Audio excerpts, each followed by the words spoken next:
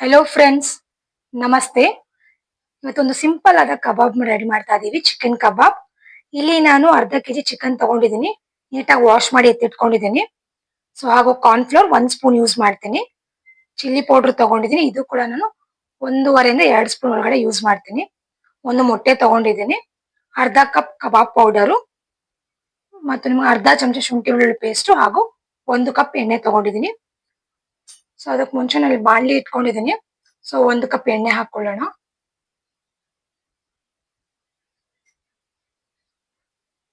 ಇದು ಎಣ್ಣೆ ಕಾಯುವಷ್ಟರಲ್ಲಿ ನಾವು ಚಿಕನ್ಗೆ ಮಿಕ್ಸ್ ಮಾಡ್ಕೊಂಡ್ಬಿಡೋಣ.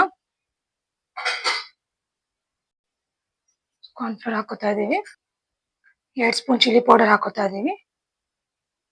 ಸೊ ಹಾಗೆ ಒಂದು ಮೊಟ್ಟೆ,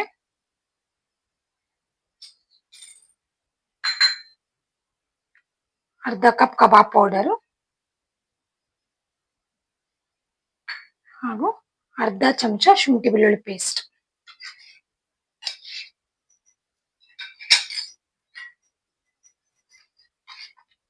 ಈಗ ಅದನ್ನು ಚೆನ್ನಾಗಿ ಮಿಕ್ಸ್ ಮಾಡ್ಕೋಬೇಕು. ಚೆನ್ನಾಗಿ ಮಿಕ್ಸ್ ಮಾಡಾಗಿದೆ. ಸೊ ಈಗ ಇದನ್ನ ನಾವು ಒಂದೊಂದೇ ಎಣ್ಣೆಗೆ ಬಿಡೋಣ. ಎಣ್ಣೆನೂ ಕೂಡ ಕಾದಾಗಿದೆ.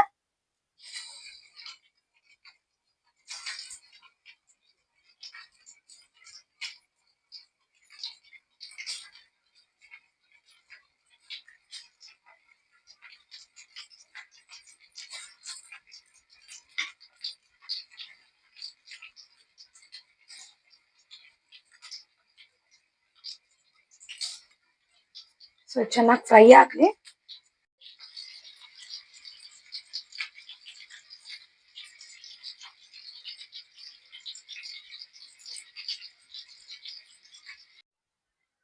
ಸೊ ನೋಡಿ, ಕಬಾಬ್ ರೆಡಿ ಆಗಿದೆ.